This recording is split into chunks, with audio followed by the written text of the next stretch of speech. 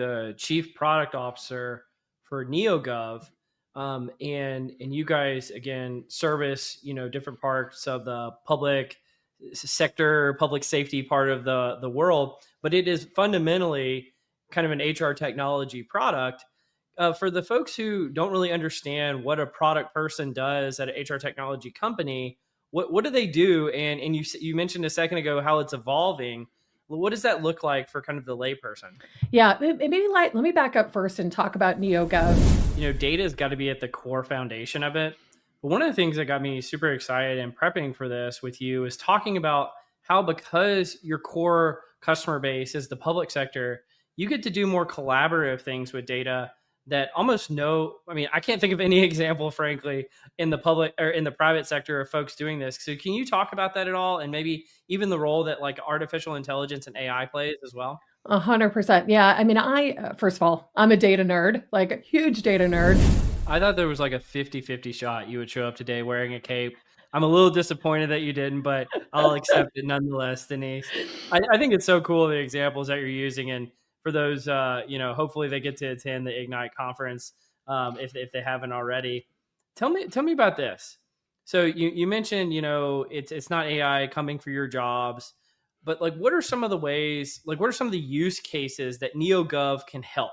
Yeah. Like for different organizations? Yeah.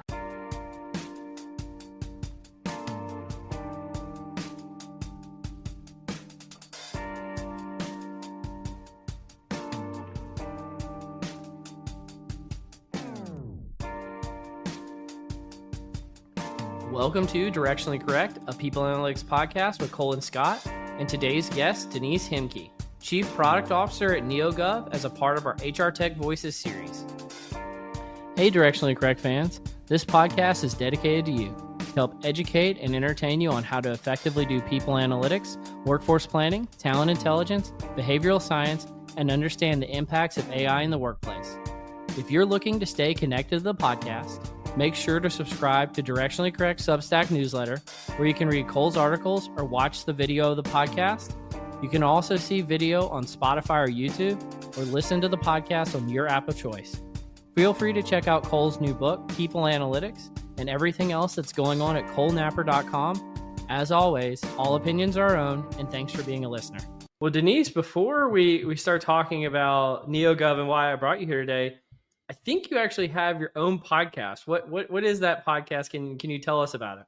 Yeah, Cole, I don't have entirely my own podcast, but I will say I do podcast for a nonprofit. So that nonprofit is called Products That Count. It's an incredible community. It actually has over 500,000 product people in that community. And so it's this luxury that I have of getting involved with that group. I've been doing their webinar series. I actually just did my last webinar for them Wednesday of this week. I've been doing it for almost 3 years. And then I've just recently moved into the podcasting side. So with that, what do I get to do? I get this luxury of connecting with a bunch of incredible product leaders, right? To meet with them, kind of understand what they're doing that's innovative, or even cover things like much softer skills. Hey, how should I think about promotability, for example, in the world of product management, and how might leaders, kind of be evaluating me against that? So a range of topics, which is really fun. And so I get to talk to them. And I like to say, for me, I kind of think it's three reasons why I do it. Number one is, I spent 12 years in engineering, and then I spent 12 years in product. And I made that shift into product at a small startup, right? And so at the time, like, I certainly took courses on product management to get some certifications and understand, how do I do the job? But I wasn't doing it in this big company, right? Where you had this framework of, oh, this is how you do product management. And then the second thing is, frankly, even if you had that framework, I think product management is rapidly evolving. And frankly, I'd say it's still evolving. It's probably another interesting topic. It's just, what is the future of product management? But I think for all those reasons, right, there's not like a structured, curriculum or discipline, or historically there hasn't been in colleges or institutions around it. And so it's this great way to give back to the community. I like to say, from those of us who've kind of felt around in the dark, trying to figure it out, how can we, give it back, pay it forward to others so that they aren't maybe struggling with some of those things. So that's the first reason why I do it. The second reason goes back to this incredible opportunity to network with a bunch of really smart people. And then the third piece I like to say is the forced learning. It's tightly related to the second one, but how many times have you said, "Hey, I'm going to go to, this conference, or I'm going to attend this webinar," and then your life, like your calendar, just takes over, and you don't get to go. They'll send you a recording. You still can't find time to watch the recording. And when you are hosting it, you absolutely have to be present. And so for me, I think it's kind of those three things are the reason that really keeps me doing it, now having been at it at 3 years and wanting to do it, continuously. Absolutely. Well, you are actually the chief product officer for NEOGOV. And you guys, again, service, different parts of the public sector, public safety part of the world, but it is fundamentally kind of an HR technology product. For the folks who don't really understand what a product person does at an HR technology company, what do they do? And you mentioned a second ago how it's evolving. What does that look like for kind of the layperson? Yeah, maybe let me back up first and talk about NEOGOV, because sure. I think you've actually got it mostly right, but I think there's a nuance to our business. So to the point about NEOGOV, we are, as you said, 100% focused on the public sector. So we aren't a private a product that's been built for the public sector or private sector and then sort of been retrofit for public sector needs. And so that can be things like civil service rules, union requirements, right? Compliance with state and federal, mandates. And so our solution is really purpose built to make all of those things simpler, more transparent, and more efficient. So that's really what NEOGOV does. And let me give you two concrete examples. And I think this is where we'll get into the nuance of it. So great. The first piece is like a big portion of our portfolio is on what people would call hire to retire, right? So we do a very large portion of all state and local, government hiring. That starts with governmentjobs.com, goes all the way through payroll, right? Getting paid. And we say hire to retire, but I jokingly will say it's even past retirement because, nowhere do we working for private sector companies get to leave and then come back to our employer and say, "But I want benefits through you even after I've retired." In government, that's actually not true. They can come back into these counties, for example, and retirees can get benefits. So it's even past kind of the hire to retire journey. But if we pick on recruiting, which is really where, kind of NEOGOV was born from, is the recruiting side of the house, public sector hiring, it isn't about this idea of move fast and break things, right? It is about fairness. It's about structure. It's about compliance, right? And so our applicant tracking system is really focused on merit-based hiring. We have things like PII blinding. We have veteran preference scoring. We have automated eligibility list. All of these are like very tailored for the government. And so it's all been purpose built from closely working with these government customers over many, many years. Frankly, 25 years. We're hitting our 25-year anniversary this year. So that's on the kind of human capital management side of the house. Then we have this other kind of side of our business, which is tightly related, right? Which is this focus on public safety. And when it comes to public safety, I like to say we are not just, a vendor that they work with. I like to, in many ways, I talk about us, as the operating system, the way they get work done. So our flagship product there is policy management. And if you can imagine a police officer, that needs to understand, hey, under what rules can I engage in a high-speed chase or not, right? And what needs to happen, right? All of those types of rules, these policies and procedures are in that policy product. And so whether it's policy management, whether it is their, field training, and this can be true for, not just police officers, but also for 911, as you can imagine, they get kind of on the job, in action training as they get into the role, or even accreditation and many, many others, right? We are really core to how they do their work. And so we are part of their operational tools. And these agencies will use both our human capital management suite and our PowerDMS suite really, again, on that hire to retire journey, and then in their everyday operations. So, but I would say ultimately, our goal is, again, stay laser focused on the public sector. We talk about our mission a lot, which is to serve the people who serve the people, right? The people who are taking care of our community. And so every single thing we do is really about saying, hey, this investment that we're going to make, this feature that we're going to build, how will that make the lives of these government workers better? I love that. Yeah. And just real quick, because I'm not sure if it's an acronym or not, what does DMS stand for? Document management system, which I think it was an acronym. And actually our flagship product Policy was known as PowerDMS, I think maybe originally before it was called Policy. Some of that certainly predates me, but that's I think where it was that was born from.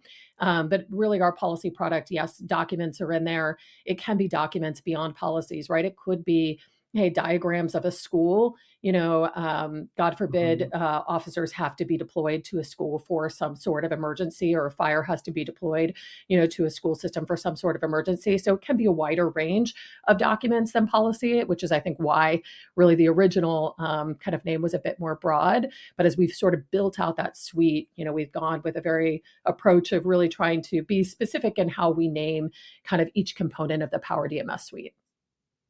When I feel like to do what you all are doing, data has got to be at the core foundation of it. But one of the things that got me super excited in prepping for this with you is talking about how, because your core customer base is the public sector, you get to do more collaborative things with data that I can't think of any example, frankly, in the public or in the private sector of folks doing this. So can you talk about that at all? And maybe even the role that like artificial intelligence and AI plays as well? 100%. Yeah. I mean, first of all, I'm a data nerd, like a huge data nerd.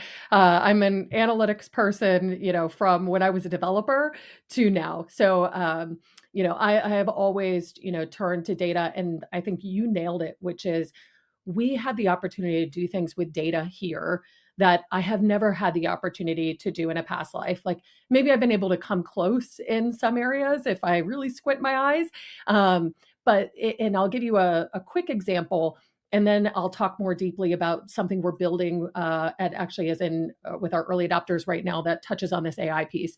So the quick example is benchmarks, right? There might be vendors out there today that say, hey, we offer benchmarks. But typically when you think about benchmarks, they have confidentiality thresholds, right? Mm-hmm. I can look at, competitors within my industry, but if I don't have benchmark data for more than 6 competitors, then I can't drill down into those benchmarks, and I can't slice that maybe by other axes.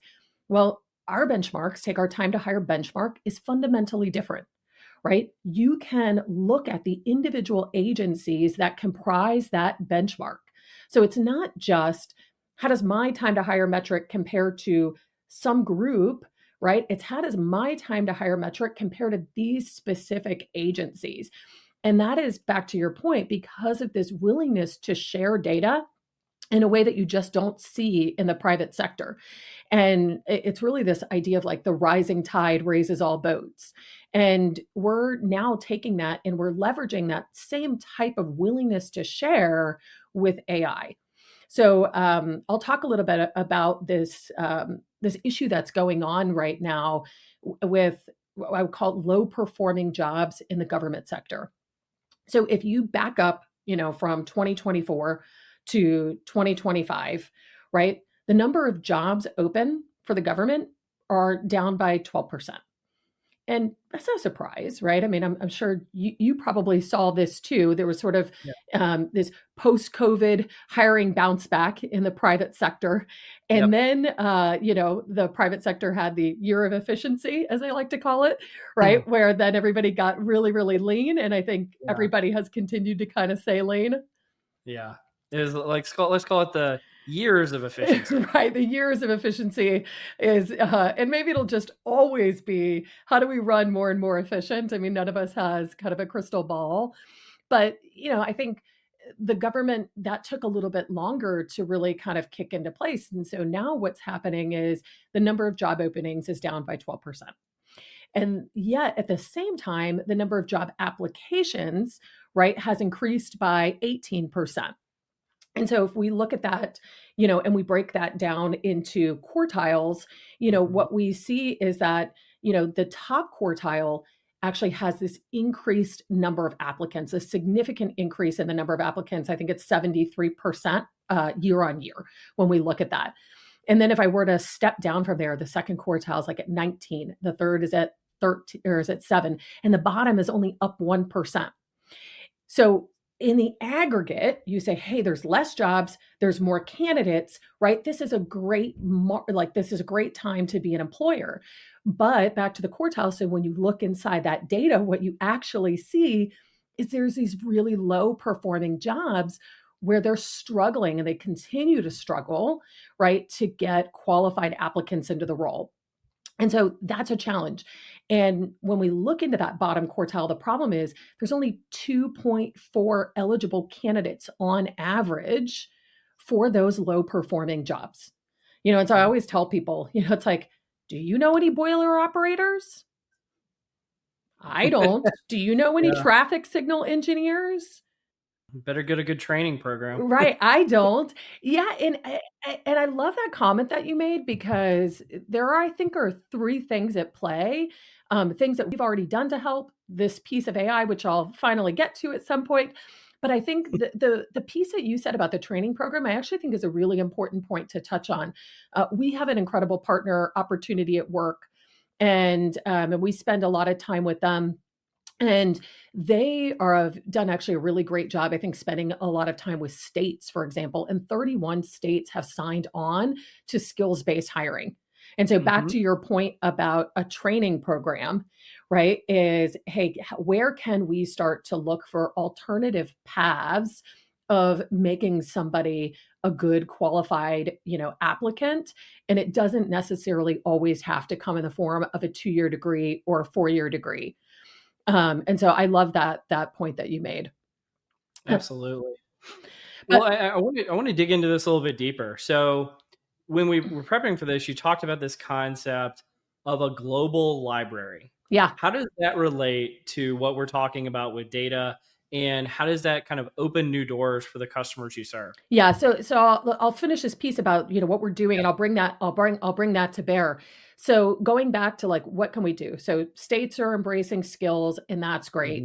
Then the second piece is really, if you look at jobs, what we have today inside of our product is something we call a 9-box, right? And we try to break down, conversion rates, things that frankly, a lot of people think about in terms of, marketing, but maybe think less about in terms of hiring.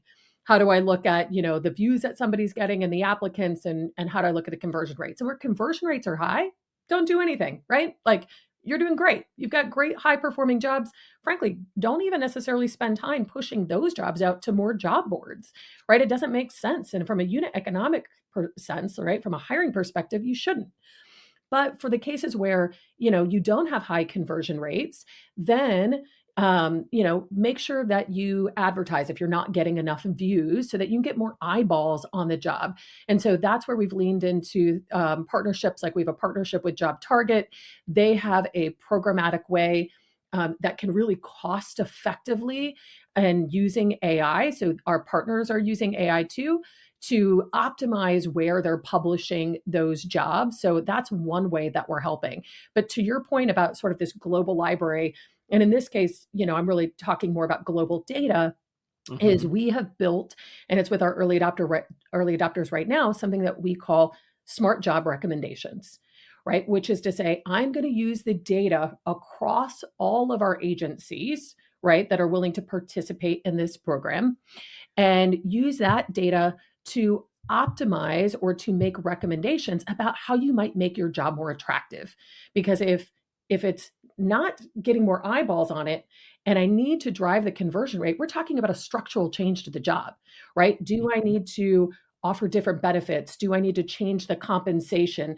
Do I need to change the years of experience or the education requirements?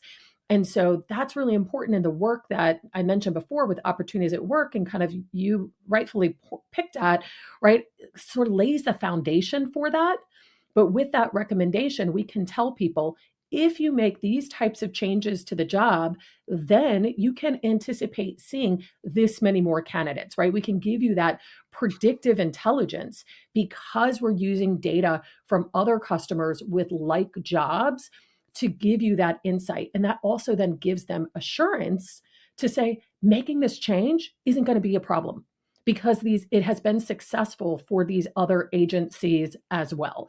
And so it's this social proof piece, which I think is also really valuable. Yeah, I mean, like people have to see it working somewhere else to feel the confidence that they can do it themselves.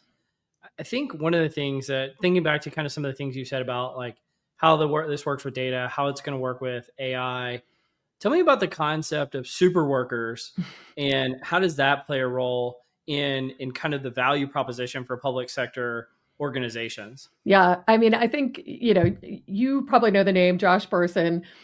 He's a leading HCM analyst. I'm sure everybody, who's listening to your podcast is probably, steeped in a lot of names like that. But, he coined this term, the super worker, right? Which basically said that, AI is going to supercharge people with skills. And for my own keynote for our Ignite conference, our customer conference, which is actually kicking off. This will, I think by the time this airs, it will have happened, but it's kicking off next week in Las Vegas. I'm going to be a super worker, right? My keynote, I have an 8-year-old daughter and she loves these graphic novels. And I wish that I was, some amazing illustrator. I am not. I have no skills in this department. I'm terrible. If you ask me to draw something, it's pretty bad. But, I sat down with ChatGPT, one Friday night and I said, hey, like, let's build, this super worker. And so I built this whole presentation like a graphic novel. And I did that, just me, this non-skilled illustrator. And so this to me is like one of these great examples of how AI gives you these super skills, right? It supercharged me. It made me a super worker. And so I take that back to government employees because I think there's this concern, right? Or this myth that folks have, which is, wow, AI is coming for our jobs, right? All of our jobs are going to go away. And I think the reality of it is we need to keep the human in the loop, especially when it comes to things like human capital management and when it comes to, public safety, right? We're talking police and fire, very physical jobs. We're not coming for people's jobs. We're giving them AI tools to make them super workers. So I like to think about it as we're putting a cape on these individuals and making them all kind of superheroes, hence, bringing it back to the graphic novel. That's where my inspiration came from, was, putting that cape on these public sector workers. And so I'll be talking about AI, like that example we just talked about, in terms of the low performing jobs. And there's other AI products that we have that are in market today that our customers are using incredibly successfully. And then I'll also be talking about some of the things that are on the horizon, which are going to make them, even more of a super worker. I thought there was like a 50-50 shot you would show up today wearing a cape.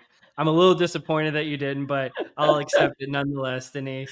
I think it's so cool, the examples that you're using. And for those, hopefully they get to attend the Ignite conference if they haven't already.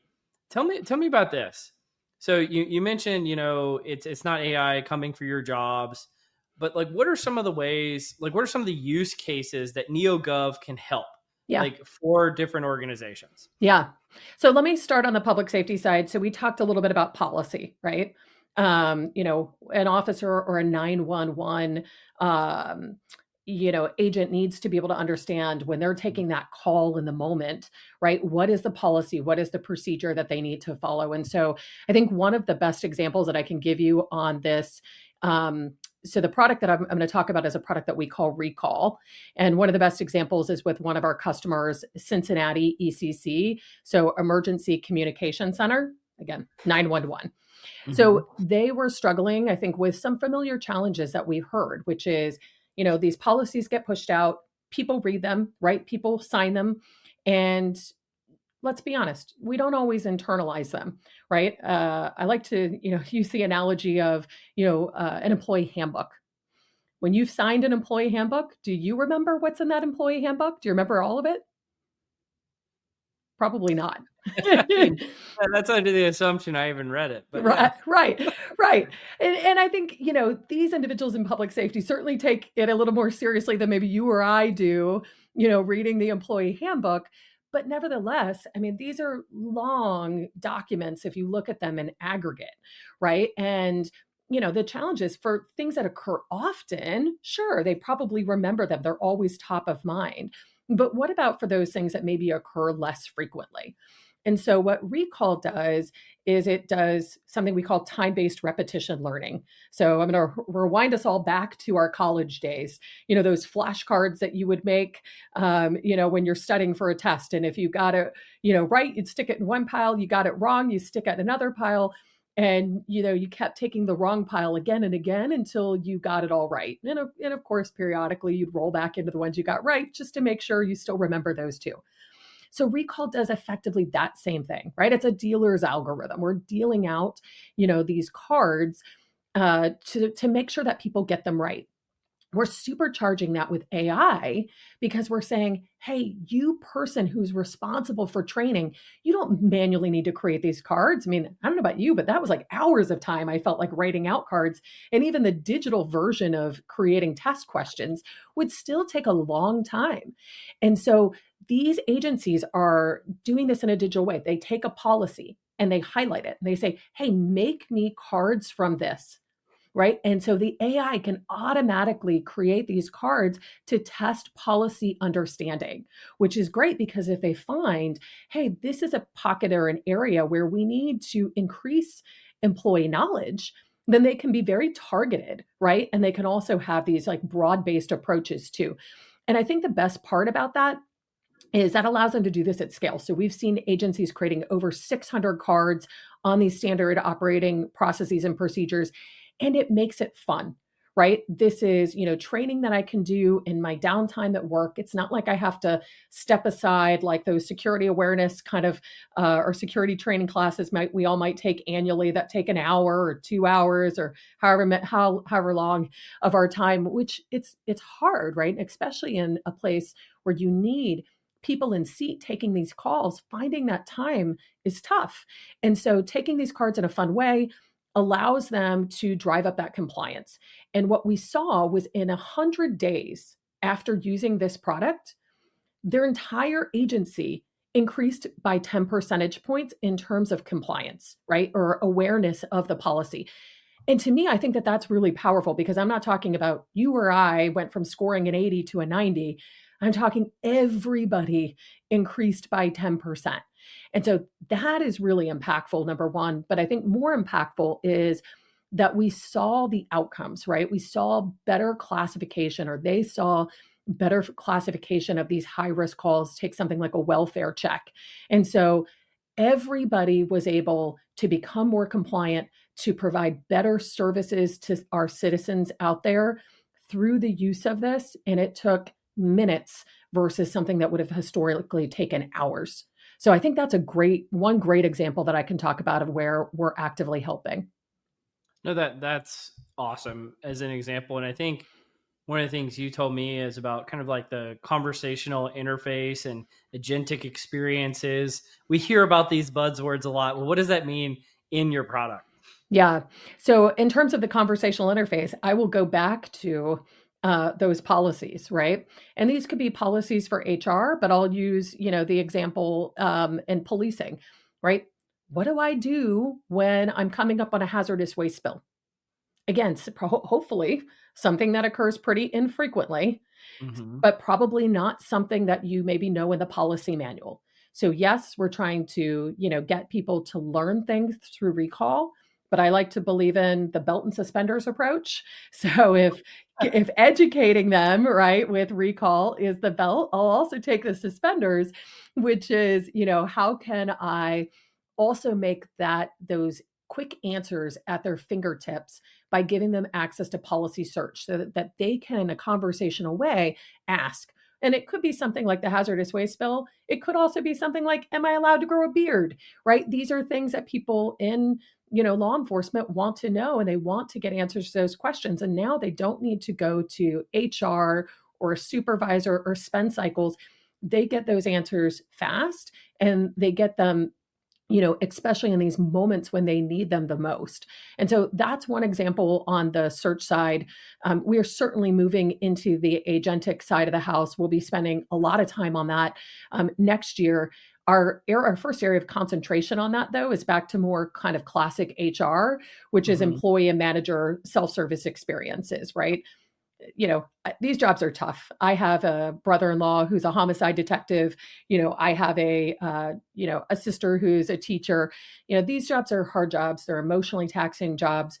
And the last thing that somebody wants to do is, get into their HR system, try to do something that they don't do very often, right? Maybe they had a life event, they're having a baby, whatever it is. And it's like, oh, how do I go and kind of enter that into the system so that, I can start the leave management process?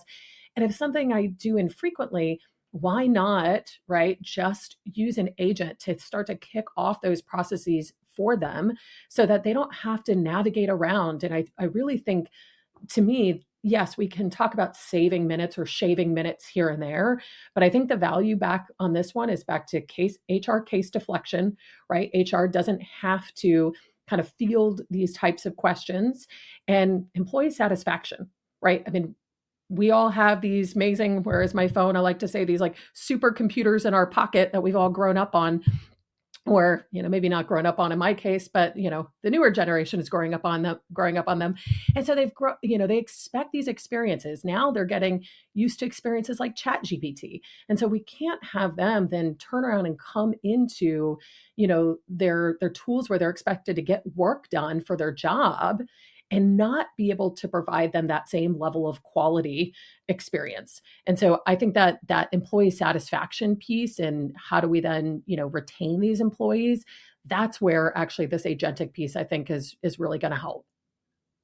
Well, earlier you mentioned that one of the biggest challenges in hiring in the public sector is sometimes like there might even be like 1 or 0 applicants for a job. What does the public sector do differently, and how do you guys enable that to deal with that challenge? Yeah. So it is one of the places, again, I think where we have today is to say, how can you advertise more, right? To get more eyeballs on it. The second piece is, how can we guide you in terms of the structural changes that you can make to the job? But the third piece that that we'll be starting to address, and we're starting to work on now, is to say, how do we open the aperture for the candidate? Right. It's back to this skills thing that we touched on before. And, you're quite the skills expert.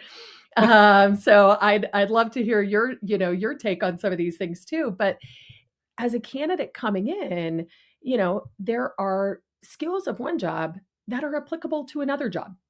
And so if I just look at job title matching, right, then I may not recommend jobs to you because they don't match the job title of a job that you've previously held or you currently hold.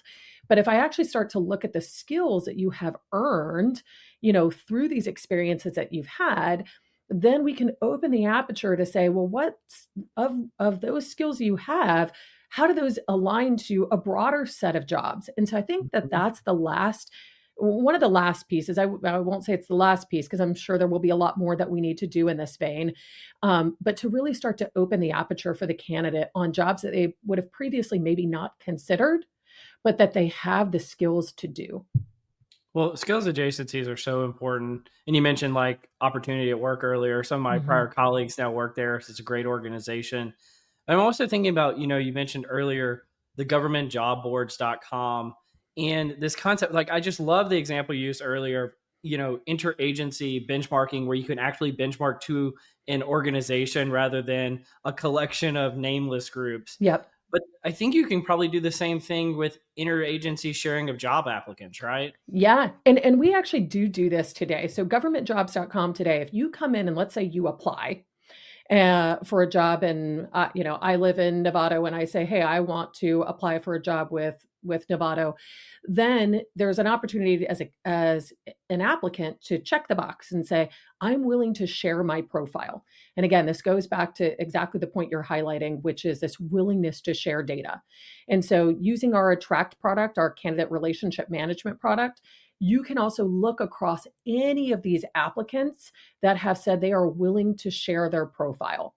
And so that is, again, the other way that we can, from the agency side of the house, look at this broader candidate pool and make sure that we're not missing out on qualified people. And so we're really trying to attack this problem on multiple fronts. It's back to us being really deeply committed to our mission about we serve the people that serve the people. We believe it's really important to get these people in seat, for these communities because they're holding critical roles. And, we owe it to them as a company to try to unlock this issue, that they have, which is how do they get the right people into these lowest quartile jobs? Absolutely.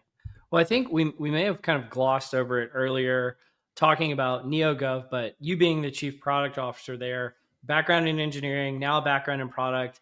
How is that different now in 2025? And how is that evolving as we move forward, like the product function itself? Yeah, it's interesting because I think that product management, there's always been sort of this mix of like technical product managers, people like me that came in from engineering, QA. I was at a conference yesterday and, folks in data science who make that shift to the product managers that I would call, domain experts, right? We have a lot of product managers, who maybe came out of government themselves, for example. And I think no matter whether you are technical or not, I think the core skill of product management, especially in this new day and age, is just, curiosity, right? The other thing I would say is customer obsession. And that's critical, but curiosity. And I think curiosity is going to be more and more critical because of these open questions around how the role is changing. So what do I mean by that? There are product leaders out there today, the CPO for Optimizely, for example, who will say, product management is dead. And that's a strong statement, right? Very provocative. And I think as a product manager, you say, wow, that's kind of terrifying. What's the future of my job going to be, in that world? And Clairvaux is her name. And when you talk to Clairvaux, I had the luxury of interviewing her on that Products That Count podcast.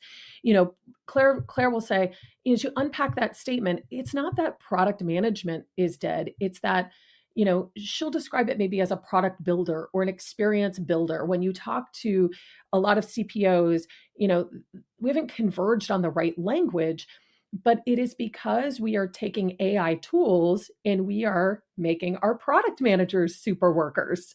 And so I'll even take myself. I personally this year started playing with a product called Lovable, and I played with a product called Bolt, and I played with another one called Replit. We ended up, choosing Replit as our de facto tool of choice. But what does this product do? This product allows you to build product, right, just through a prompt.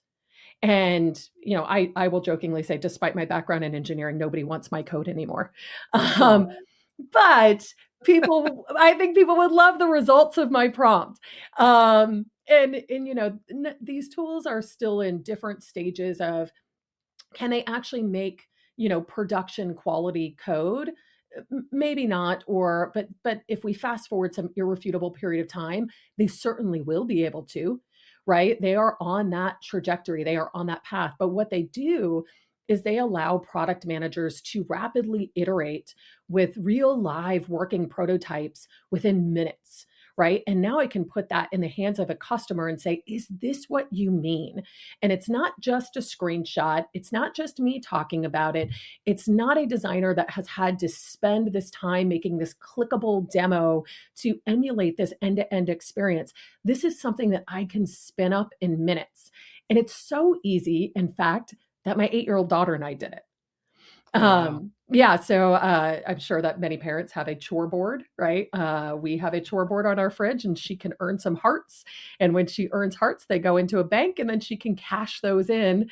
And so we built an app to do that. And so that actually became my hello world to test, these three different applications to say, how good are they? How much control can I get in them? What kind of output do they produce? And so I think that piece of curiosity really is a key skill in product management. I think that you absolutely have to be customer obsessed, but you have to be really curious and willing to get your hands dirty and really play with these types of products. And so, I think that I would say to technical product managers, people like myself, I think the challenge has always been, hey, how do you make sure that you stay in your swim lane and not get into the engineering swim lane and really truly focus on the customer need? And for these, domain experts, the challenge is going to be, get comfortable being uncomfortable, right? Because, you've got to start using these tools. And again, none of us has a crystal ball to say, what is it going to be like in the next 2 to 3 years? But I very much see a world in which product and design and even front end engineering, parts of this are really converging. And so whether it's experience builder or product builder, there is this path that we are emerging towards. And, I think folks need to embrace it, because if you don't embrace AI, then the person who does, and everybody is saying this, is going to be the person in the seat, because these tools are coming and this is going to be the way that companies can actually really innovate as we go forward. Absolutely. Well, Denise, do you want to join me in Cole's Corner? Yeah, let's do it. Welcome to Cole's Corner. Let's do some Cole's Corner. So I hear you're a Floridian at heart. I am. But you now live in Northern California in wine country. So I want to do some rapid fire with you. What is the best wine in Napa County?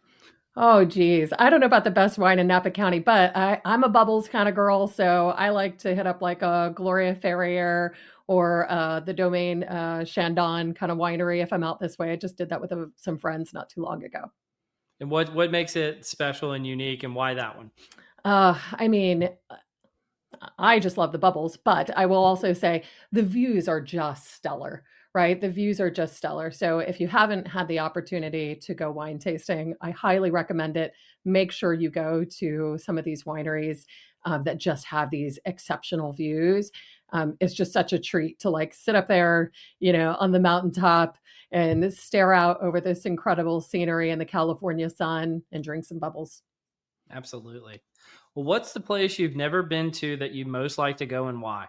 I want to go to Japan. I think my daughter wants to go for the cherry blossoms. I want to go for the culture and all the sushi. I mean, who doesn't want to go for that?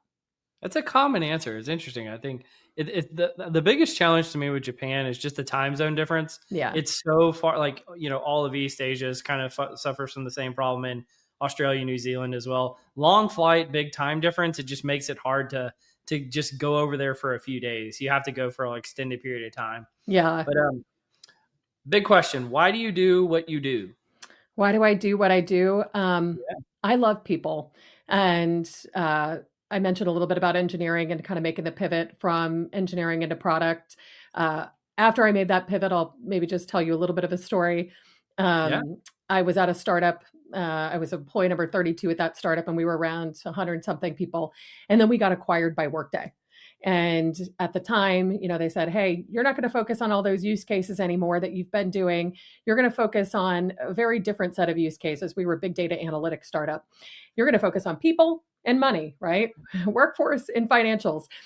Such a shift for me. That wasn't, something that most of our customers were doing. I think we had one customer kind of doing workforce type of analytics with our big data product.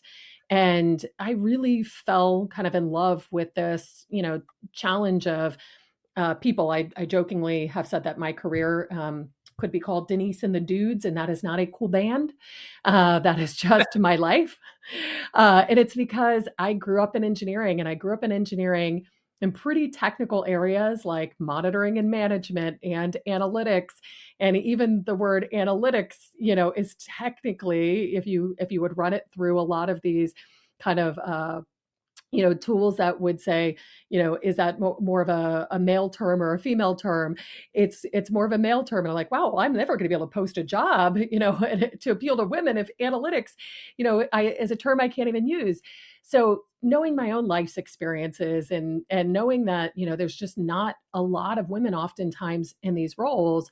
When I had the opportunity at Workday to launch a product like People Analytics that really looked at, some of the data to say, hey, why might maybe women be leaving an organization? That was really one of I think the linchpins for me to be doing what I'm doing.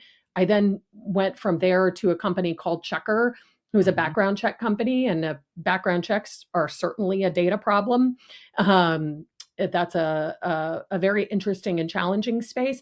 But what I liked most about that job is, to me, getting the background check done is time to first paycheck, right? For many, many people, that really matters because they don't have this, life savings that they can use while they're not in a job that is paying them. And so if I can make that background check faster, it means they can get paid faster. And that is good for them, and it's good for us as a society. And so all of that really led me to NEOGOV, right? Which is where I get this incredible HR platform that is truly purpose-built for the government sector. And I have this incredible public safety suite, part of which we focus on wellness of these officers, which we could talk about certainly. And I can look in the mirror and say, I'm building a business, right? I am satisfying customer needs, but I'm also hopefully making the world a little bit better of a place while I do that. Well, you brought it up. Talk about the wellness needs and why is that a passion area for you? Yeah. So I have a brother-in-law who is a homicide detective. And so I personally know how this weighs on these officers, right? And, if you look at public safety agencies, things like suicide, which is horrible to think about, but that impacts them. And it impacts them because this job does weigh on them. And so one of the products that we have, it's an early intervention product. We call it Power Vitals. Think about vitals like, taking your blood pressure, your heart rate, getting a sense of how you're doing. It's called early intervention, and it's early intervention because we want to make sure that we're getting ahead of issues. If you think about maybe what an officer might go through or a 911 operator, they don't always have the same shift supervisor. So I don't know, hey, Cole, did you go out on a bunch of incidents today that were really, not very traumatic, kind of run the business? Or did you go out on a bunch of incidents today, or one incident today that was really impactful, right? Take something like a school shooting, right? A very serious topic. An officer could be dispatched to that. Imagine that officer is a parent, which makes that even more traumatic for them. And not even because their own kids are at the school, but it's just more that you feel, right, for what is happening. We are all humans. And, if you go out to this, expected school shooting or reported school shooting, you could disarm the shooter, right? And everything could turn out just fine. And that's still, I would say, is probably a low trauma score, because just your blood pressure going up and even talking about it, I feel like my blood pressure raises. It's a lot to think about. And then there's the other extreme, which could be a worst case scenario, right? Where you go out and something really horrible did happen. And I think a lot of times we think about the victims of those shootings, and we should, that the victims, the community, all those people are really impacted. But I think sometimes we fail to think about those officers. And so what we do is we actually use AI to score what we CAD notes. So CAD is computer automated dispatch, right? It's the notes when you call the 911 operator that they take about the event.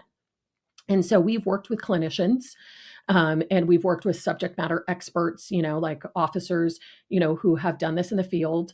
And we have trained our model to score these computer automated dispatch notes so that we can look at the cumulative trauma score that they have undergone, right? Did I go out to that school shooting, right? And it was the worst case scenario. That's high trauma. And so in those scenarios, we need to make sure that those officers are getting the help that they need. So a lot of early intervention systems are these kind of gotcha systems, like, oh, bad cop, don't do that, right?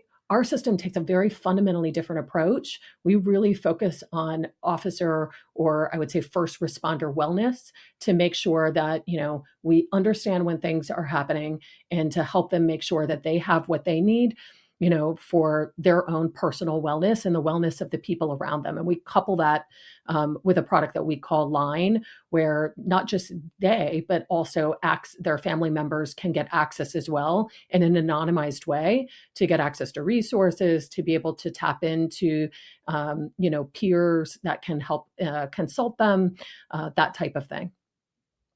All right, I've got one last big question for you. All right. So you're a product person now, at least. Mm-hmm. And what is the most difficult part about starting, like building a product from scratch? So it's just a white sheet of paper, there's nothing there, and then going to having a successful product. And like, what are your hacks for going, getting past that just blank sheet of paper stage to building something that's successful? Yeah. I mean, I think one of the hardest things is making sure that you just don't go out and just build what already exists in the market, right? How is what you're going to offer different? And so to me, I think the hack is go spend a lot of time with the people who are going to use your product. I know that I feel like I'm stating the obvious, but I think that this is a step, that people often miss, like immerse yourself in it. If you can shadow somebody doing that job,